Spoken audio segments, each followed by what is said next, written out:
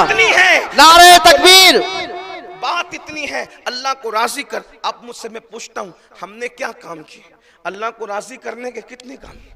जो 6,000 10,000 की नौकरी देता है, हम उसके आगे हाथ बांध के खड़े रहते। गौर कीजिए, अल्लाह से बगावत का हाल क्या है अपना सोचो। अल्लाह रब्बुल इज्जत से दूरी का हाल क्या है, नाशुक्रेपन का हाल क्या है? जो 10,000 और 6,000 की नौकरी दे, उसके सामने हाथ बांध के खड़े रहते हैं। वो बोल दे सुबह 6 बजे आना तो 6 बजे जाते हैं। वो कहते हैं रात में 10 बजे वापस जाना तो रात में 10 बजे वापस जाते। न बच्चों की परवाह, न बीवी की परवाह, न शादी ब्याह की परवाह, न दोस्त अहबाब की परवाह। नहीं भाई, वो नौकरी से निकाल देगा, 6 बजे पहुंचना है। बच्चे कह रहे अब्बा जरा जल्दी आ जाना। नहीं बेटा, नहीं आ सकूंगा क्योंकि नौकरी से निकाल देगा, 10 बजे बोला है तो 10 बजे। जो 10,000 की नौकरी दे, उसकी इतनी हुक्म की तुम उसका ख्याल करते हो। और जिस अल्लाह ने माँ के पेट में तुम्हारी शक्ल बनाई, माँ के पेट में शक्ल बनाने से लेकर हमारे पैदा होने के पहले दूध माँ के सीने में पैदा करने तक, बच्चा बाद में पैदा होता है, माँ के सीने में ग़िज़ा पहले पैदा होती है। कौन करता है? ये सेठ लोग, ये नौकरी देने वाले लोग, ये सियासी लीडर, ये तुम्हारे दोस्त, ये तुम्हारे माँ बाप, ये तुम्हारे दादी दादा। कौन पैदा करता? वो अल्लाह है, वादहू ला शरीक। माँ के पेट में शक्ल वो बनाता है। कभी अपनी शक्ल देखकर इतना घमंड करते हो, इतराते हो, आईने में बार बार देख करके खुश होते हो? कभी सोचा अगर इतनी खूबसूरत शक्ल बनाने की बजाय चूहे की तरह डाल देता शक्ल, हाथी का रंग डाल देता, कुत्ते का रंग डाल देता, किसी और का रंग डाल देता? दुनिया के अंदर ऐसे भी तो लोग हैं ना जिनकी शक्लें देखकर लोग मजाक उड़ाते हैं, अपनी शक्ल देख के खुश होते हो? कभी सोचा उसने कितनी अच्छी शक्ल बनाई कि मैं अपनी शक्ल देख के खुद खुश हो रहा हूं? कभी सोचा? शक्ल बनाई, माँ के पेट में संभाल के रखा, जहां हवा नहीं जा सकती थी वहां खाना हमें पहुंचाया। 9 महीने तक खिलाया उसने।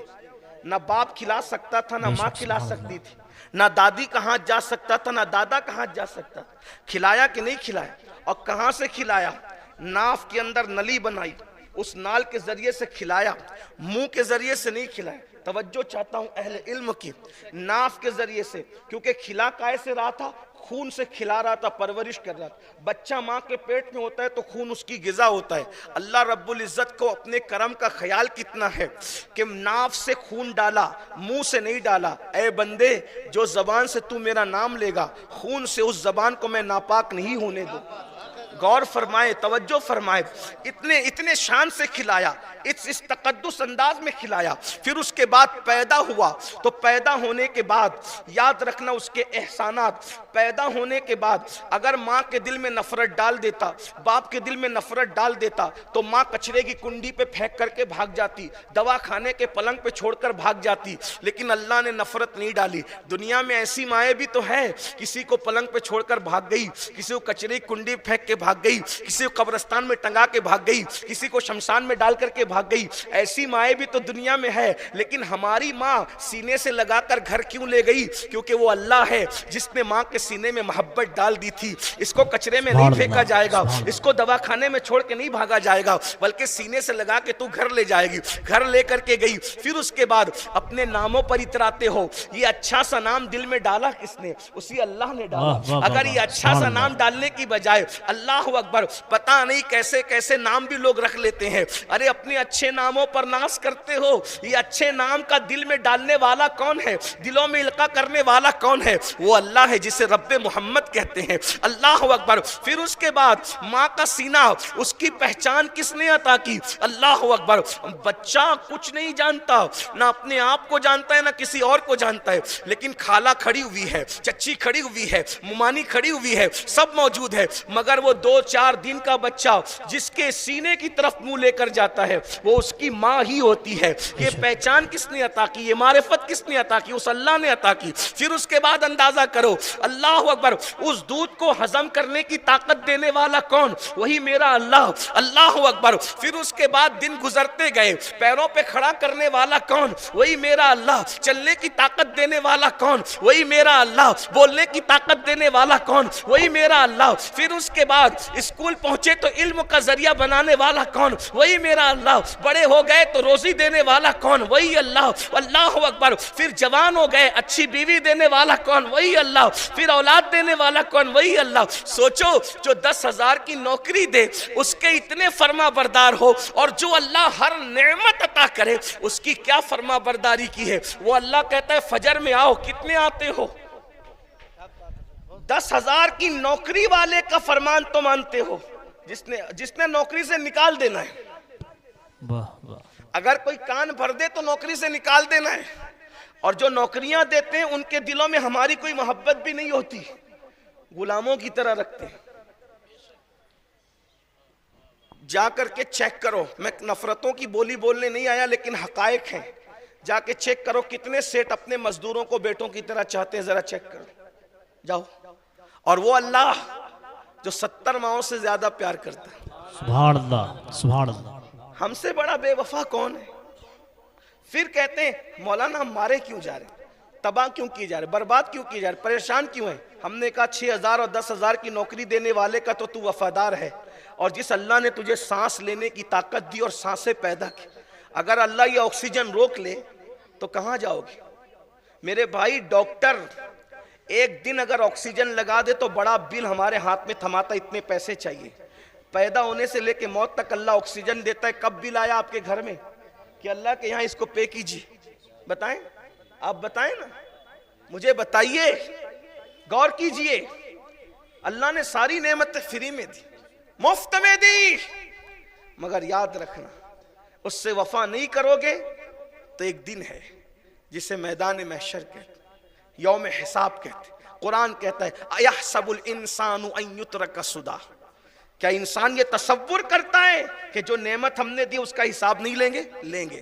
कुरान कहता है सुम्मा लतुसअलुन्ना यौमइज़िन अनिन नईम, हर नेमत का हिसाब होगा, नईम के मुतालिक हिसाब होगा, नईम के बारे में पूछा जाएगा। नईम से मुतालिक कुछ लोग कहते हैं आँख है, कुछ लोग कहते हैं ज़बान है, कुछ लोग कहते हैं ज़िंदगी है, कुछ लोग कहते हैं ये, कुछ लोग कहते हैं ये। एक कौल बयान करता हूँ, बात एंड की तरफ ले जाता हूँ। बाज़ मुफस्सिरीन इस तरफ गए सुम्मा लतुसअलुन्ना यौमइज़िन अनिन नईम, क़यामत में हम तुमसे नईम के बारे में पूछेंगे, यानी हम ख़ास तौर पे क़यामत के दिन तुमसे तुम्हारी जवानी के बारे में पूछेंगे। अल्लाह ख़ास तौर पे जवानी का हिसाब लेगा कि तुमने अपनी जवानी को कैसे गुजारा, कहाँ गुजारा। ये मेरे सब जवान बैठे हुए हैं, मैं उनसे पूछता हूँ, बात तवील तो नहीं करूँगा, अपने वक्त पे बात ख़त्म करूँगा क्योंकि मुझे आगे के प्रोग्राम में भी जाना है, इसलिए बात बहुत वक्त पे टाइम पर ख़त्म करने की कोशिश की जाएगी, मगर तवज्जो से सुनना।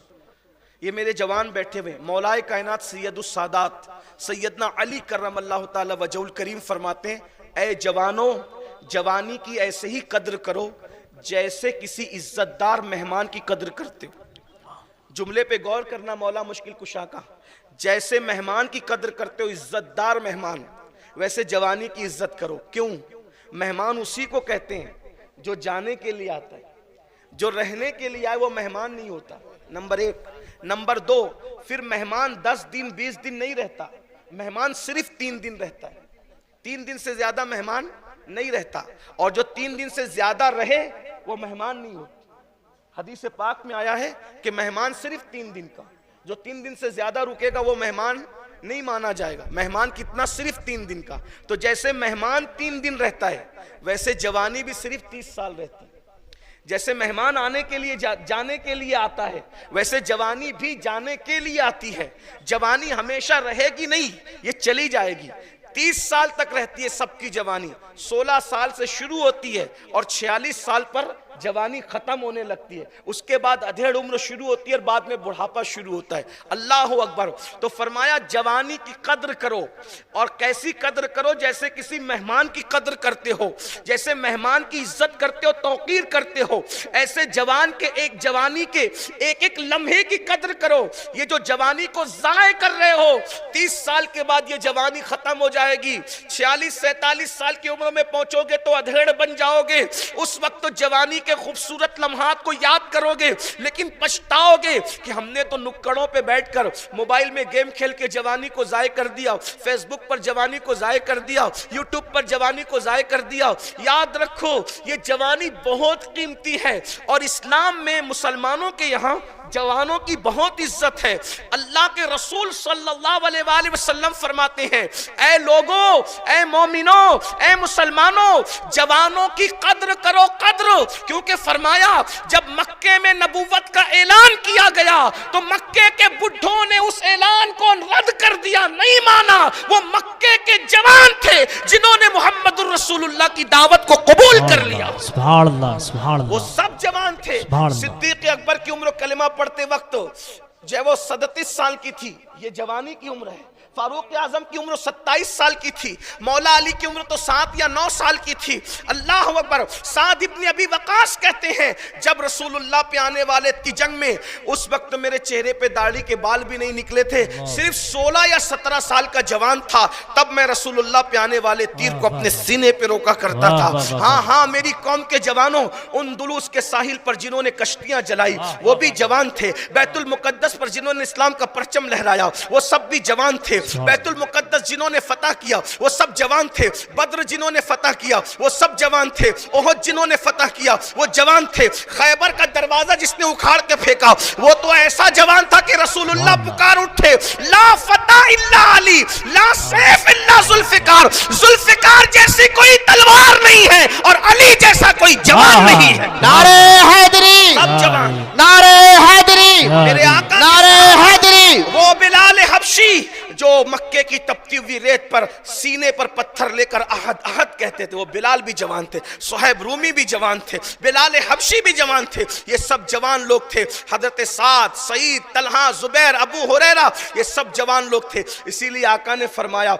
जवानों की कद्र करो, क्योंकि बुढ़ों ने मेरी दावत को रद्द किया, जवानों ने कबूल कर लिया। असल में जो जवानी होती है वो दीवानी होती है। जवानों की कमजोरी ये होती है वो बुराई भी जल्दी कबूल कर लेते हैं और अच्छाई भी कबूल कर लेते हैं जल्दी से।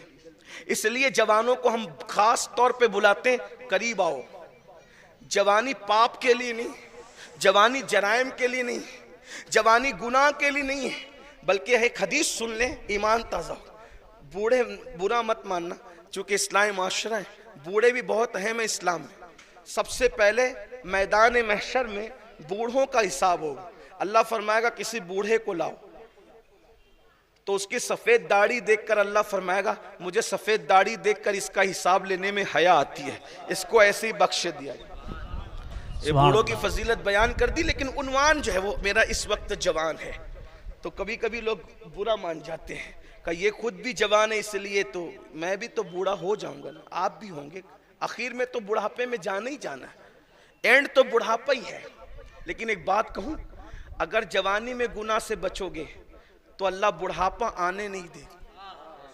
हाँ, ये खास बात याद है। एक बहुत बड़े बुजुर्ग थे, उनको बुढ़ापा नहीं आया। बाल सफेद हो गए लेकिन बिल्कुल टनाटन थे, मजबूत। सफेद बाल होने पे बुढ़ापा नहीं आता, जिस्म कमजोर होने पे बुढ़ापा आता। वो टनाटन थे 100 साल की उम्र में भी। किसी ने पूछा कि आपको जवानी गई नहीं 100 साल की उम्र में भी? तो कहा मैंने जवानी में गुनाह नहीं किया, जवानी में मैंने अपने दामन को गुनाह से बचाया, अल्लाह ने मुझे बुढ़ापे से बचा लिया। सुभान अल्लाह, सुभान अल्लाह। और एक बात ये भी याद रख मेरे भाइयों, अगर जवानी में पाप करोगे, जिना, शराब, जुआ, सट्टा, हराम काम, किसी पे जुल्म, ज्यादती, याद रखना अल्लाह दूर नहीं है।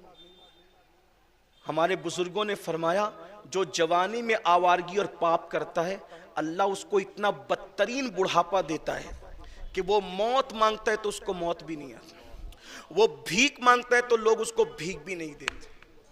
उस वक्त तो चादरों में मुंह छुपा छुपा के बूढ़े रोते हैं हमसे क्या हो गया, लेकिन बहुत देर हो चुकी। कुछ लोग हम लोगों से कहते हैं अरे हजरत जवानी में मजे करने दो बच्चों को, बुढ़े हो जाएंगे फिर इबादत करेंगे। एक बात आपसे कहूं, अभी कुर्बानी का सीजन आने वाला है। हर मस्जिद का इमाम ये तकरीर करेंगे, इंशाअल्लाह इमाम लोग, उलमा लोग तकरीर करेंगे कि जो जानवर होना चाहिए वो बुढ़ा नहीं होना चाहिए, खूबसूरत हो, जवान हो, आंखों से देखने वाला हो, पैरों से चलकर कुर्बान गाह तक जाने वाला हो। लंगड़ा नहीं चलेगा, काना नहीं चलेगा, अंधा नहीं चलेगा, बुढ़ा नहीं चलेगा, है ना। आपसे पूछता हूं जब कुर्बानी के लिए बुढ़ा जानवर कबूल नहीं करता अल्लाह है, जिसने खेत में पूरी जिंदगी काम करके नाकारा हो गया हो, अब चलने के काबिल ना हो, दौड़ने के काबिल ना हो, वो बुढ़ा जानवर अल्लाह कुर्बानी के लिए कबूल नहीं करता। तो बताओ, जो पूरी जिंदगी जिना के अड्डों पे गुजार करके बुढ़ा हुआ हो, जो सट्टों का कारोबार करके बुढ़ा हुआ हो, जो औरतों पे पाप की नजर डाल करके बुढ़ा हुआ हो, जो मुसलमानों का और मस्जिदों का और नमाजों का मजाक उड़ा करके बुढ़ा हुआ हो, जो उल्मा पे ताने कस के बुढ़ा हुआ हो, अब वो बुढ़ापे में कहेगा कि चलो मैं अल्लाह वाला बनता हूं। तो जब अल्लाह बुढ़े बैल को कुर्बानी के लिए कबूल नहीं करता, तो अल्लाह उन बुढ़ों को जिन्होंने अपनी पूरी जिंदगी पाप में गुजार दी, अल्लाह कैसे कबूल करे? मैं मायूस करने आपको नहीं आया, लेकिन एक बात याद रखना, अल्लाह को मोहताज समझाए। अरे जब किसी के काबिल नहीं रहेगा तो अल्लाह के पास आएगा। जब किसी के काबिल नहीं रहेगा, जब तेरे पोते भी तुझे मुंह ना लगाएं, तेरी पोतियां भी तुझसे भागे, जब बड़ी बीबी कहे कि जाओ ना, क्या घर में बैठे रहते हो, थोड़ा बाहर भी घूम के आया करो, तब मस्जिद जाएगा, तो अल्लाह पाक कैसे कबूल करे? अल्लाह को तो जवान पसंद है, जवान, उसको जवान भी पसंद है और जवानी की इबादत भी पसंद है। अल्लाह के रसूल अलैहिस्सलाम फरमाते हैं, जो इबादत करने वाले जवान है, जवान, अल्लाह उन लोगों को बूढ़ों पे वो फजीलत देता है जो नबियों को अल्लाह ने अवाम पे फजीलत अता फरमाई। जैसी फजीलत मुरसलीन की, नबियों की, पब्लिक पर है, इबादत करने वाले जवानों को अल्लाह बूढ़ों पे वो फजीलत अता कर। गौर फरमाए, ये जवानी की इबादत की बरकत है। और एक बात सुन ले, उसके बाद अल्लाह अकबर बात समेटते हैं। अल्लाह के रसूल सादिक व मस्दूक मुस्तफा जान रहमत सल्लल्लाहु अलैहि वसल्लम फरमाते हैं, जो जवान जवानी में इबादत करे, दो काम करना है, जवानी में इबादत करे और हराम काम से बचे। जवानी में इबादत करे, उससे बचे। ऐसे जवानों को अल्लाह 70 सिद्दीकों का सवाब अता करता है। अभी आपको सिद्दीक नहीं पता, मैं बताऊंगा। लोग वली बनना चाहते हैं, वली से बड़ा मर्तबा सिद्दीक का है। कुतुब, अब्दाल, ये वली लोग जो हैं, इनसे बड़ा मर्तबा सिद्दीक का है। शहीदों से भी बड़ा मर्तबा सिद्दीक का है। मर्तबा नबुव्वत और मर्तबा सिद्दीकियत के दरमियान कोई मर्तबा नहीं है। नबी के बाद सबसे बड़ा मर्तबा किसी का है तो वो सिद्दीक का मर्तबा है। और वो मर्तबा मिलता कैसे है? जवानी में इबादत करो और हराम से बचो। एक दो नहीं, सच्चे नबी फरमा रहे 70 सिद्दीकों का सवाब अल्लाह तुम्हें अता फरमाए। 70 सिद्दीक किसको? विलायत पीछे रह गई, विलायत भी सिद्दीकियत, वो भी एक दो नहीं, एक सिद्दीक का मर्तबा मिले तो भी विलायत पीछे। लेकिन 70 सिद्दीकों का करना क्या है? सिर्फ दो काम, इबादत कर, नमाज के वक्त नमाज पढ़ो, रोजों के वक्त रोजे रखो, ज़कात फर्ज है तो ज़कात दे दो, हज फर्ज हो गया तो जल्दी से हज कर लो, और हराम से बचो। हराम क्या क्या है उसकी फेरिस्त बड़ी लंबी है, मैं चंद फेरिस्तें पढ़ देता हूं हराम कामों की, उसको सुन लें। मिसाल के तौर पे शराब हराम है, शराब, और ऐसा हराम है जैसा पेशाब पीने वाला, जितनी नापाकी और नजासत पेशाब की है ऐसी नापाकी शराब की भी है। और शराब हो या दवा हो या गोली हो या कुत्ता गोली हो, कोई नशे की चीज हो, हदीस पाक में आया कुल्लु मुस्किरिन हराम, हर नशावर चीज हराम, जिससे भी नशा करोगे वो हराम है, बचो हराम से। और हदीस पाक सुन ले, जिसने दुनिया में नशा किया है जब वो अपनी कब्र से उठेगा या तो सूअर की शक्ल में उठेगा या तो बंदर की शक्ल में उठेगा। अल्लाह, हराम। मैं इस पे ज्यादा नहीं बोल सकूंगा क्योंकि टाइम मुख्तसर है और 11 बजे तक मुझे महफिल 10:30 बजे खत्म करना था, लेकिन थोड़ा सा टाइम 11 बजे तक महफिल हम पूरी कर लेते। इलेक्शन के अयाम भी चल रहे हैं और टाइम की किल्लत भी है। इससे पहले ही कोई कहे बंद कर दो, हम लोग मुसलमान होने के लिए, हम लोग अच्छे मुसलमान हैं क्योंकि शरीयत को फॉलो करते हैं, और अच्छे हिंदुस्तानी भी है क्योंकि अपने मुल्कों के कानून को फॉलो करते हैं। इसलिए हमें जितना टाइम दिया जाता है हमें उतने, ठीक। तो बात में समेट रहा हूँ, ये हराम है, नशा हराम, कोई नशा हो, इंजेक्शन का नशा हो। आज हमारे भारत में, हिंदुस्तान में नशे को प्रमोट किया जा रहा है। देखो, ये किसी एक मजहब का टॉपिक नहीं है नशा, ये तमाम हिंदुस्तानियों का उन्वान है। यूरोप कभी भी किसी दूसरे मुल्क को सुपर पावर बनने नहीं देना चाहता। और हिंदुस्तान में इतना टैलेंट मौजूद है कि अगर इस मुल्क को नशा मुक्त कर दिया गया तो चंद सालों में हमारा भारत सुपर पावर बन सकता है। सुभान अल्लाह, सुभान अल्लाह। प्रमोट कर रहे हैं नशे, और जो लोग कर रहे हैं वो मुल्कों के दुश्मन है। ये सिर्फ नशा को खत्म करने की तहरीक मुसलमानों ने नहीं चलानी, बल्कि ये तो हर हिंदुस्तानी ने चलानी। ये सबका उन्वान, क्योंकि जिनके बच्चे नशा करते हैं वो पढ़ नहीं पाते, जिनके बच्चे नशा करते हैं गटरों में पड़े रहते हैं, जिनके बच्चे नशा करते हैं, नशा करने वाला ज़िना की तरफ भी जाएगा, नशा करने वाला जुए की तरफ भी जाएगा, नशा करने वाला चोरी की तरफ भी जाएगा, नशा करने वाला डकैती की तरफ भी जाएगा। भाइयों, नशा करने वाला माँ को भी बेच सकता है, नशा करने वाला बहन को भी बेच सकता है। इसीलिए अल्लाह के रसूल अलैहि सलाम ने फरमाया कि नशा उम्मुल खबाइस है। भाइयों, नशा करने वाला नबी की जिंदगी बेच चुका। तवज्जो करें, नशा करने वाला नबी की जिंदगी बेच चुका। माँ और बहन की क्या बात, वो कैसे? हालांकि मैं तो जल्दी जल्दी और कुछ गुनाह पढ़ देना चाहता था, लेकिन बात आ गई तो बात एक ईसाई है, क्रिश्चियन, बड़ा मुसन्निफ है, उसने किताब लिखी और उसने ये बात लिखी, मैं आप उसको सुनाता हूं। उसको एक टॉपिक दिया गया कि ईसा अलैहिस्सलाम, चूंकि हम हर नबी को मानते हैं, ईसा अलैहिस्सलाम को मानने का दावा ईसाई लोग तो करते हैं, लेकिन हम भी ईसा अलैहिस्सलाम को मानते हैं, हर नबी को मानते हैं, क्योंकि हमारे नबी ने हर नबी को मानने का हुक्म दिया, इसलिए हम हर नबी को मानते हैं। हजरत मरियम को ही मानते हैं, ठीक? तो ईसाई अपना नबी कहते हैं ईसा अलैहिस्सलाम को। तो क्रिश्चियन सोसाइटी की तरफ से, कम्युनिटी की तरफ से एक उन्वान, एक टॉपिक दिया गया कि तस्वीरों के रंग में ईसा अलैहिस्सलाम की जिंदगी बयान करो। तस्वीरों के रंग यानी तस्वीर बनाना है कि ईसा अलैहिस्सलाम का बचपना ऐसा था, फिर उसके बाद बचपने के बाद का जिसको दुनिया लड़कपन कहती है वो ऐसा था, ऐसी थी, ऐसे तस्वीरें बनाना। एक बात तो पहले आपको बता दूं कि हमारे यहाँ तस्वीरें नहीं बनाई जाती, ठीक? क्योंकि हमारे अंबियाए किराम इतने अजीम लोग हैं कि उनको तस्वीरों में ढाला नहीं जा सकता। कुदरत ने उनको इतना खूबसूरत बनाया है कि अब दुनिया का कोई कलम नबी की तस्वीर नहीं बना सकता। उसकी वजह यह है कि कुदरत ही जिसको बना करके वो दुकान बढ़ा दे, दुनिया के किस हाथ में ताकत है कि फिर नबी की तस्वीर बना सके? अरे मेरे अजीज, जो नबी मुकम्मल तसव्वुर में नहीं आ सकता वो तस्वीर में कैसे जो मुकम्मल तसव्वुर में नहीं आ सकता। बल्कि दुनिया में जितने लोग रसूलुल्लाह को ख्वाब में देखते हैं, मैं तवज्जो चाहता हूँ, जिन्होंने ख्वाब में देखा है वो मेरी तस्दीक करेंगे, हमारे बुजुर्गों ने बयान किया, जितने भी लोग रसूलुल्लाह को ख्वाब में देखते हैं वो बिल्कुल साफ सुथरे, यानी कि आंखों की जो सफाई है ना, जैसे आप चांद को देखते हैं, सूरज को देखते हैं या किसी इंसान को देखते हैं, इस तरह बिल्कुल सफाई के साथ कोई रसूलुल्लाह को देख नहीं पाता। जब हुजूर ख्वाब में आते हैं तो अनवार की इतनी बारिश होती है कि इंसान की आंखें चौंधिया जाती है और मुकम्मल तौर पे वो बस उसको लगता है कि मैं हुजूर को देख रहा हूँ। लेकिन अगर कोई पूछे कि कैसे थे तो वो कहेगा कि इतने तजल्लियात थी, इतने अनवार की बरसात थी कि मैं साफ ना देख सका।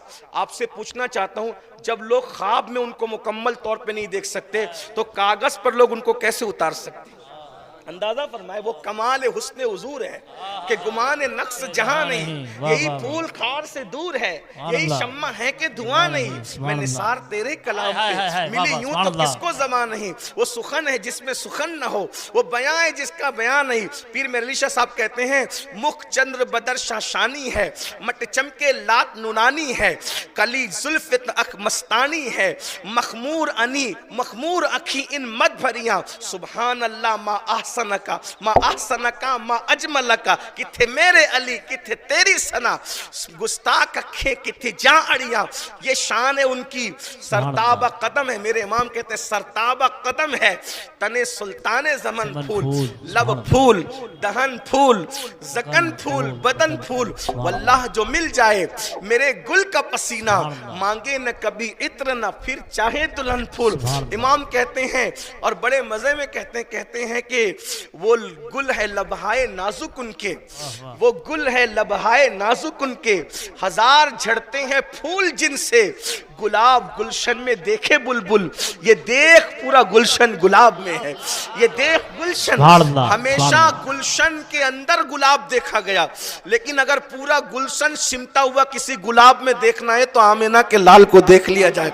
वही जलवा शहर बशहर है, वही असल आलमे दैर है, वही बैर है, वही लहर है, वही पाठ है, वही धार है, उन्हीं की बू मायाए समन है, उन्हीं का जलवा चमन चमन है, उन्हीं से गुलशन महक रहे हैं, उन्हीं की रंगत गुलाब में है।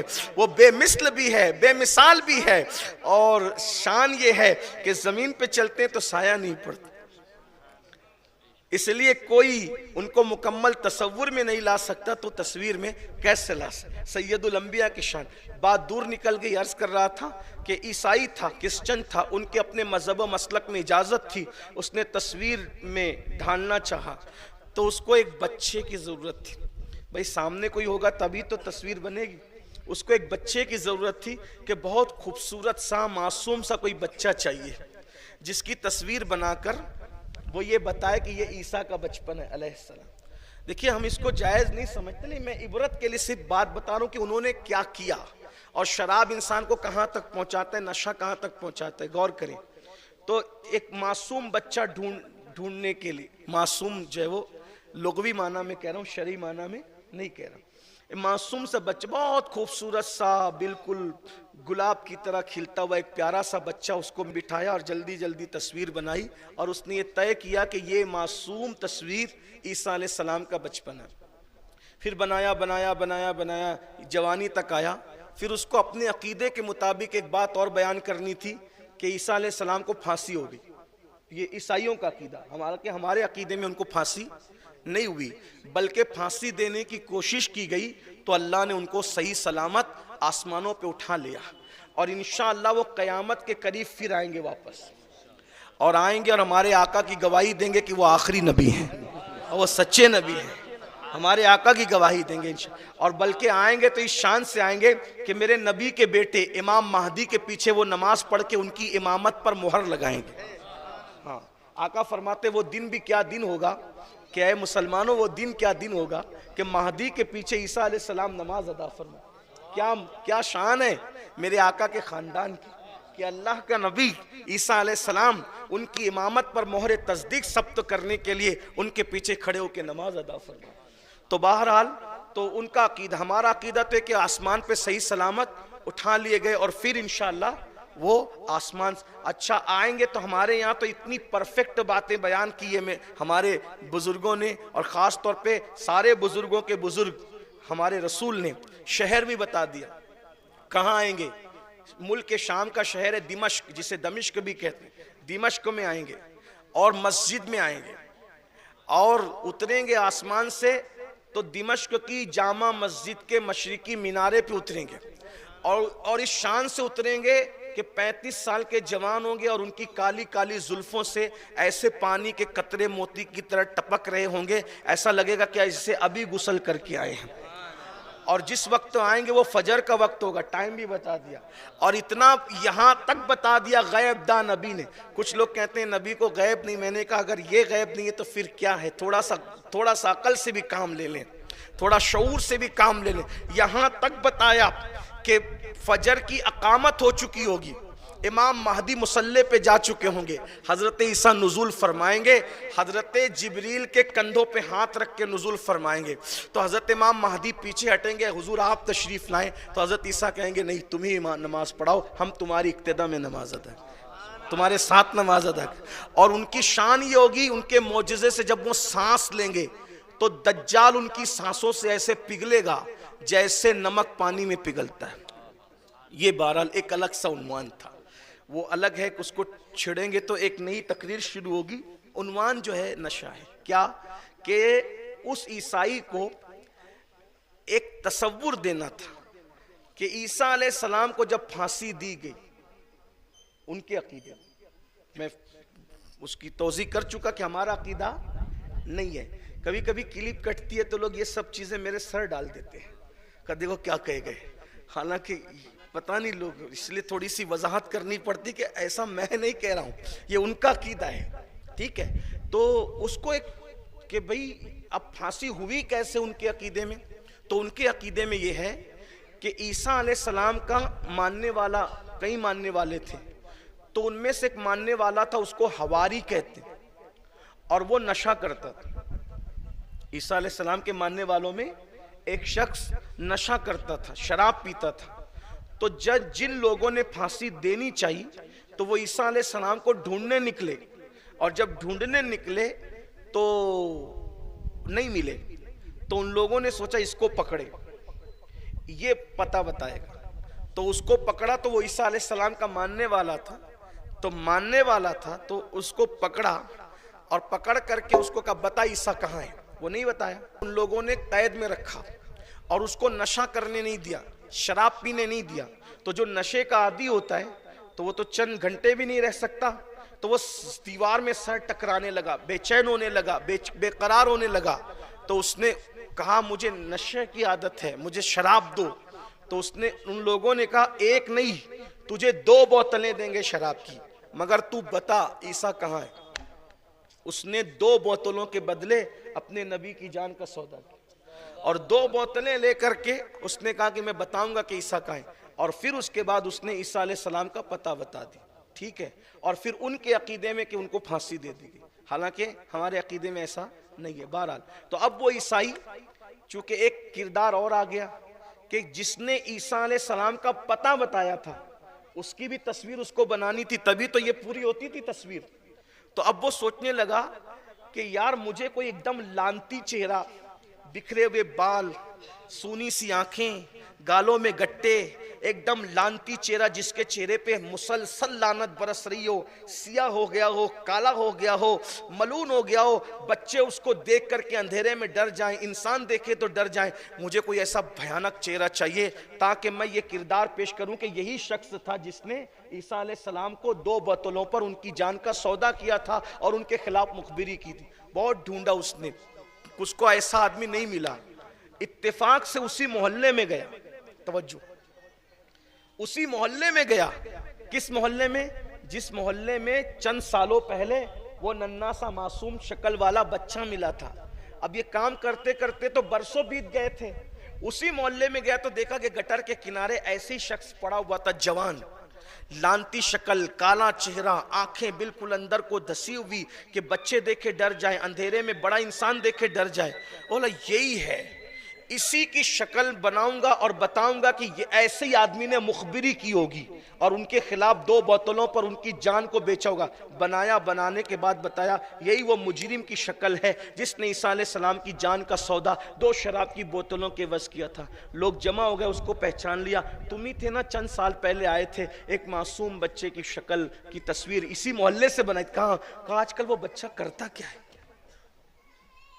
उस मुसव्विर ने, उस राइटर ने जो तस्वीरों के जरिए से सीरत ईसा की को लिख रहा था, तो जब उसने कहा कि वो बड़ा खूबसूरत बच्चा था, गुलाब की तरह खिलता हुआ, चांद की तरह चेहरे वाला, झील सी आंखों वाला वो बच्चा, मैंने उसको ईसा की शक्ल में बताया बचपना। बरसों बीत गए, अब तो वो जवान हो गया होगा, आजकल करता क्या है? मोहल्ले वालों ने कहा वो बच्चा जिसकी तुमने शक्ल बना के ईसा की शक्ल शो की थी ना, ये वही जवान है। आज नशे ने इसका ये हाल कर दिया, नशे ने इसका ये हाल किया। मेरे जवानों, दुनिया यही चाहती है कि तुम्हारा तकद्दुस तुमसे छीन ले, नशे की वजह। ये एक कहानी थी ईसाइयों ने जो बयान की, मैंने सिर्फ इबरत के लिए आपके सामने रखी। और अल्लाह ने मोमिनों को जो टैलेंट दिया है, मैं पूरे हिंदुस्तान में बोलते फिर रहा हूं, जो टैलेंट अल्लाह ने तुम्हें दिया है किसी के पास नहीं। हिंदुस्तान के अंदर ताजमहल बनाने से लेकर लाल किले तक, हिंदुस्तान सजाने से लेकर हिंदुस्तान बचाने तक, हिंदुस्तान को अंग्रेज से आजाद कराने तक किसका टैलेंट है? कलमा पढ़ने वालों का। और आखिरी दौर में हिंदुस्तान को एटमी ताकत दिलवाने तक किसने एटमी ताकत दी हिंदुस्तान को? अब्दुल कलाम ने दी, वो भी कलमा पढ़ने वाला था। ये आपका टैलेंट है, वो शुरू से लेके आखिरी तक, आज तक है आपका टैलेंट। तो दुनिया चाहती है कि तुम पढ़ ना सको, तुम तिजारत ना कर सको, तुम आगे ना बढ़ सको, इसलिए तुम्हें नशे और जुए के अंदर मुब्तला किया जा रहा है, और तुम नादान हो, ये सब काम कर रहे हो। आप रसूलुल्लाह के आशिक हो, आपका काम शराब पीना नहीं, आपका काम तो इमाम हुसैन का शरबत पीना है। सुभान अल्लाह, सुभान अल्लाह। इमाम हुसैन के शरबत पीने वाली जबान साल भर शराब पीने की हिम्मत कैसे करती है? वाह वाह वाह। मुझे बताएं, जिसके हाथ में दामने रसूल हो, वो अपने हाथों में जुआ के आलात क्यों लेते हैं? फरमाया गया, जो जुआ खेलता है कयामत के दिन वो इस हालत में उठेगा कि उसके हाथ सूअर के खून में रंगे हुए होंगे। अल्लाह। ये बात मैं पूरे हिंदुस्तान में ये भी बार बार दोहराता हूं कि अल्लाह के बंदो डरो, अल्लाह ने जवानी दी है, इस जवानी की कद्र करो, नशे से बचो, माँ बाप की नाफरमानी से बचो, जुए से बचो, हराम खाने से बचो, हराम ग़िज़ा से बचो। तो हदीस पाक में आया है कि जो इबादत करेगा और हराम से बचेगा वो जवान, अल्लाह ताला उसे 70 सिद्दीकों का सवाब अता फरमाएगा। इसलिए आज सच्ची तौबा कीजिए।